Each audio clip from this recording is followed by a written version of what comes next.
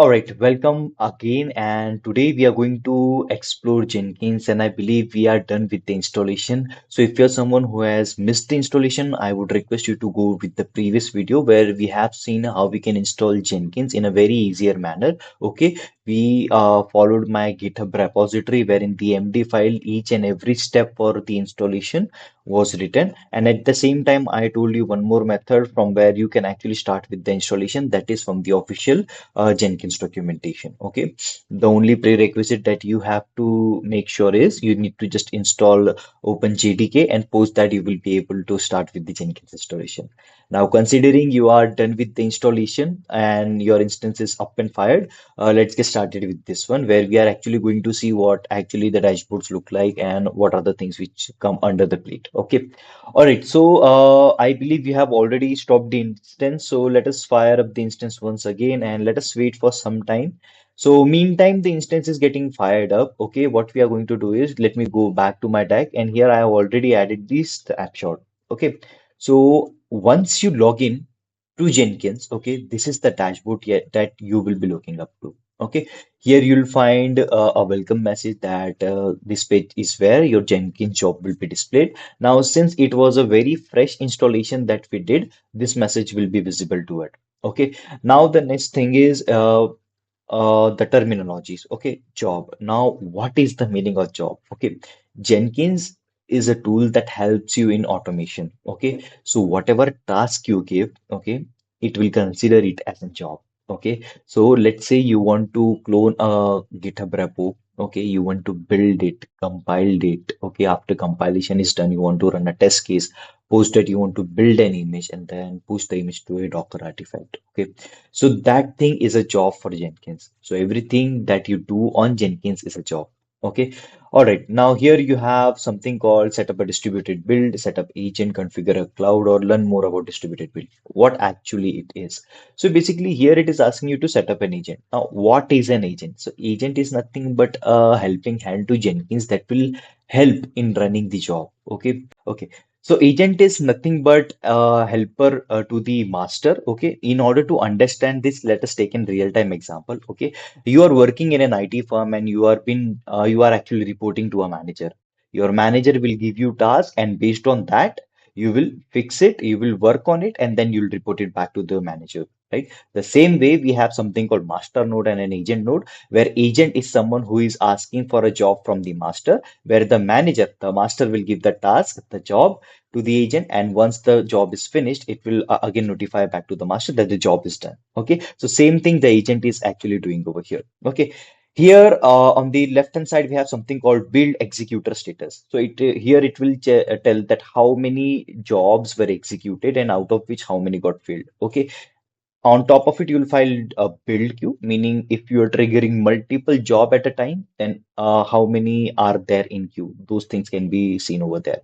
Now, remaining, let us see on the screen itself. Let us go to the Jenkins and let me just search http:// port number 8080. Okay,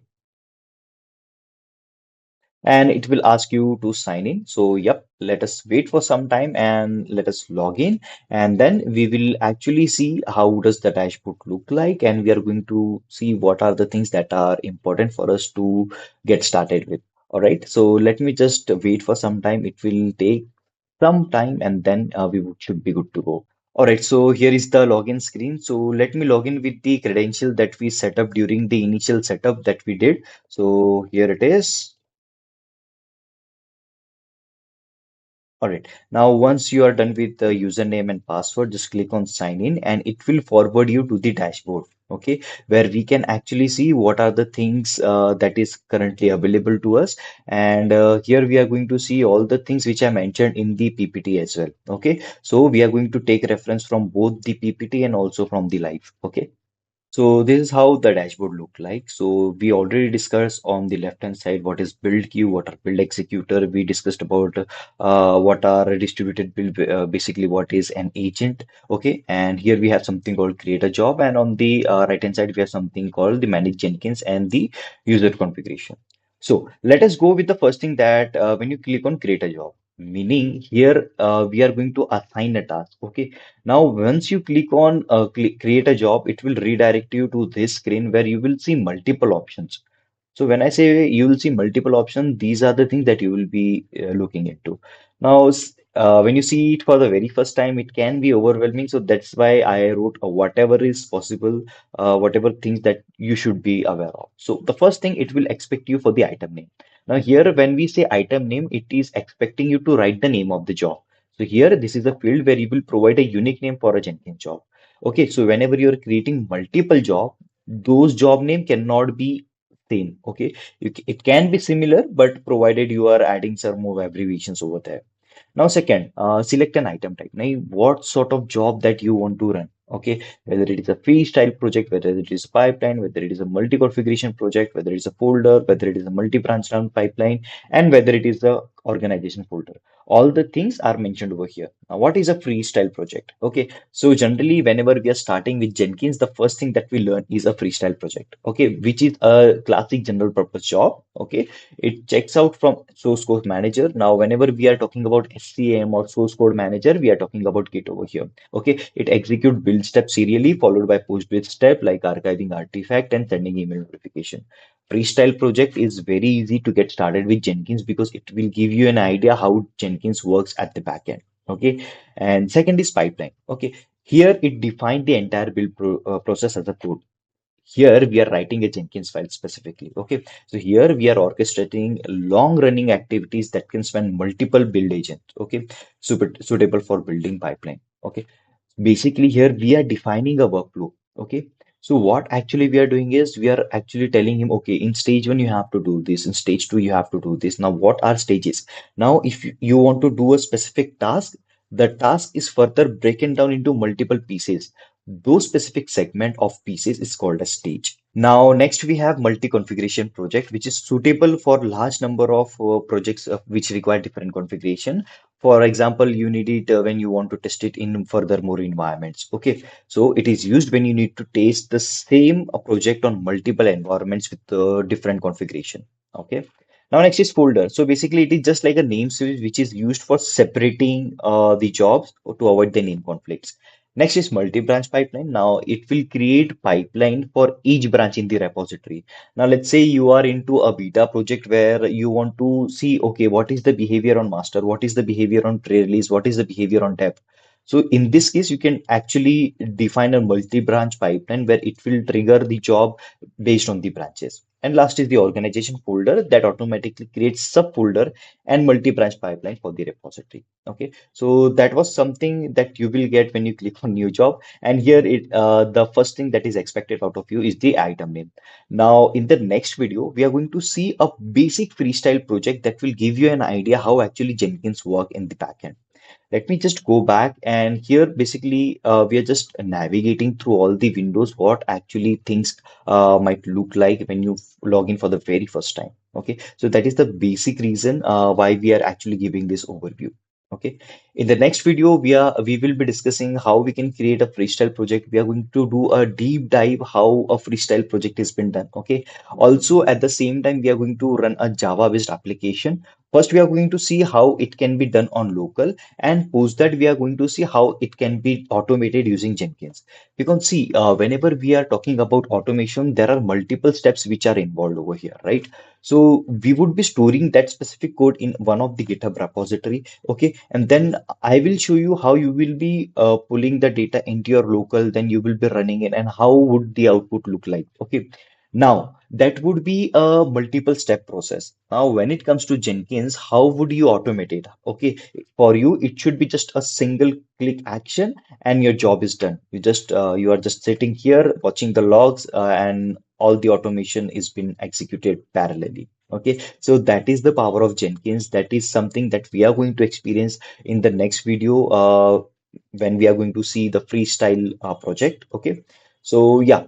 All right, so that was all about the navigation on the left hand side. We actually saw how does a job page look like, and when you click on new item, it will also show you the same screen. Okay, now the next thing is build history. Okay, so build history is basically nothing but it will show you how many builds were executed at this time. Okay, now let's say you are triggering a job multiple times. Okay, now do we have a log? How many times it was executed? Yes, definitely we have a log, and those log is been stored in the build history. Okay, now in coming video, when we are going to define a freestyle project, we are going to actually see the use case of build history because we are going to trigger the same job multiple times. Okay, sometime it is going to fail, sometime it is going to execute. Okay, we are going to cover all the scenario because we want to see how does it look like when a job is being getting failed, and how does it looks like when a job is executed successfully. So all those things we have to see, all the scenarios should be covered. Okay,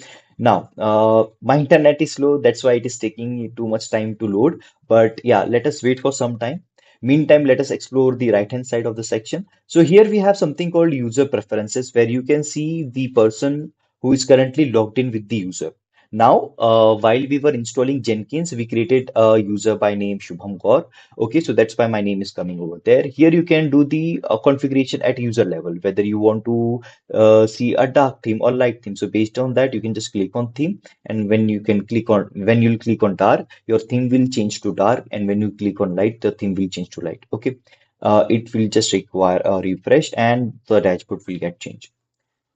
Now, again, going back to the previous screen where we were looking to build history. So this is how the build history screen looks like, where all the history of the builds will be listed over here. Okay, so if the jobs are in queue and if the jobs got failed or the job got success, all the logs will be present over here.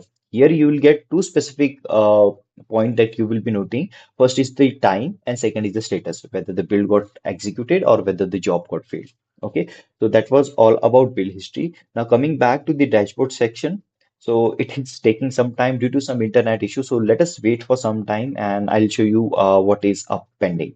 So this is the user page and this is how it looks like. So basically here you will see your Jenkins ID. Okay, the same ID that we used for logging. Okay, here you can add the description for the user, whether it is from QA team, whether it is from dev team, whether it's from DevOps team. Okay, so all the description will be added over here. You can see the builds. The same build history which we saw earlier is can be viewed from here.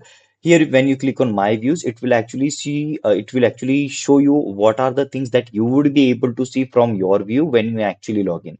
Now, since this is an admin, you can see everything because it has all the privileges. Okay. So that was actually a basic rough idea about Jenkins and about the dashboard. How does it looks like? In the next video, we are definitely going to create a freestyle project, literally a very basic one where we will be actually seeing how does the automation works like. All right. So yeah, that was all about this video, and I will see you in the next one. And before even I close this video, just please do not forget to stop the instance. Just click on instance state and stop the instance so that you can avoid the unnecessary bills on AWS. All right, so I will see you in the next one.